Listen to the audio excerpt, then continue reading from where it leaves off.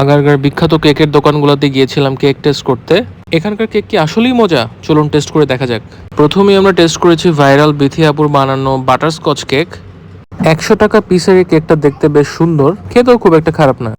তাইন যেভাবে কেকের দিকে তাকিয়ে আছে, দয়া মায়া করে ওকেও আমরা দিয়েছিলাম কেকের কিছুটুকু ভাগ। যাই হোক, এবার গেলাম ভাইরাল জাকির ভাইয়ের দোকানে। ওনার দোকানে আমার মনে হলো সবচেয়ে বেশি ভিড়, আর বিশ্বকাপ উপলক্ষে ওনার স্পেশাল কিছু আয়োজনও ছিল ওখানে। একটা ওয়ার্ল্ড কাপের রেপ্লিকা আছে, আর চারপাশে অনেক ধরনের কেক।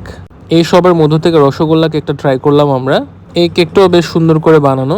টেস্টের কথায় আসি, এই কেকটা খেতেও বেশ মজা। আমি ভেবেছিলাম কেকের ভেতরে হয়তো রসগোল্লা পাবো, বাট ওটা পাইনি, বাট খেতে মজা। অলরেডি আমাদের মুখ বেশ মিষ্টি হয়ে গেছে, আর ওদিকে ওই পাশে ভাইরাল সিমিয়াপুর বানানো কেক আমরা টেস্ট করিনি, বাট ওখানে দোকানে বেশ ভিড় ছিল। মিষ্টি আইটেম বাদ দিয়ে এবার আমরা একটু ঝালের দিকে যাই। ঝাল খাবার হিসেবে খুঁজে পেলাম স্ট্রিট ফুড চিকেন দোসা। এবারও তাই অনেকক্ষণ খাবারের দিকে তাকিয়েছিল, তাই ওকেও আমরা একটু দিলাম খাবার।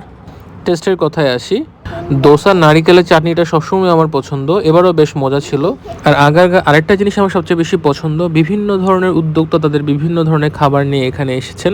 উদ্যোক্তাদের এই চেষ্টা আমি সত্যি অ্যাপ্রিসিয়েট করি।